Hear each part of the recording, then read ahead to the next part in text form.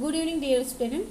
Today our subject is Sanskrit. Okay, तो पिछली class में हमने चतुर्थ पाठ हास्य बाल कवि सम्मेलन का आधा पाठ रीड किया था। आधा पाठ हम लोगों ने पढ़ा था तुंदिलह। ठीक है, तुंदिलह तक हम लोगों ने रीड कर लिए थे, हम लोग पढ़ चुके थे। तो आज हम पढ़ेंगे चावार्क से, है ना। आज हम पढ़ेंगे चावार्क से। तो चलिए मेरे साथ पढ़ते हैं चतुर्थ पाठ हास्य बाल कवि सम्मेलन का शेष बचा हुआ भाग। तो यहाँ पर है चावार्क। ठीक है। आम आम शरीरस्य पोषणम सर्वथा उचितमेव यदि धनम न अस्ति तदा ऋणं कृत्वापि पौष्टिकः पदार्थः एव भोक्तव्यः तथा कथयति चावार्क कवि। तो चावार्क कवि जो है वो बोलता है हाँ हाँ, आम का अर्थ होता है हाँ हाँ, शरीरस्य पोषणम सर्वथा उचितमेव। शरीर का जो पोषण है वो सभी तरह से उचित है।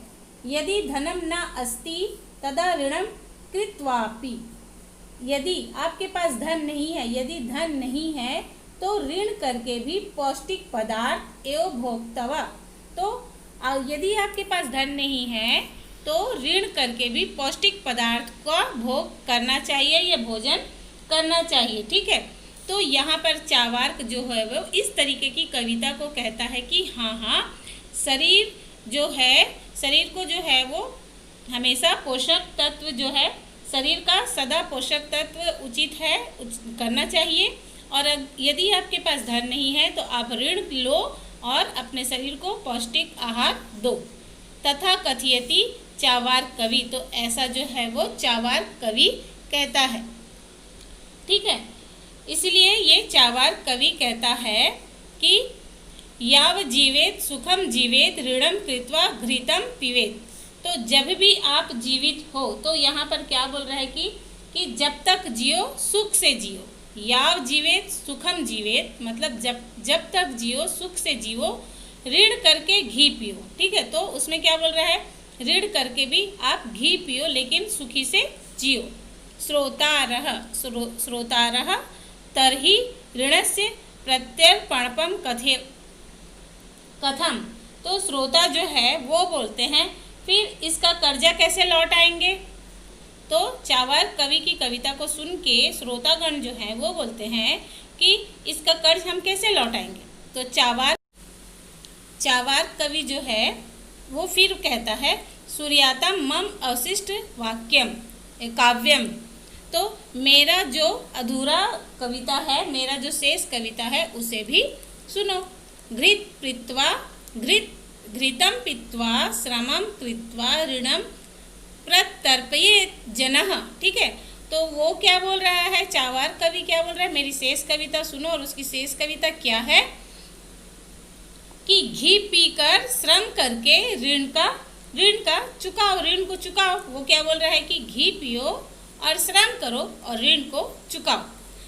काव्य पाठ श्रवेण उत्प्रेरितः एक बालको अपि आशु कवितां रचयति हास्यपूर्वक च श्रावयति।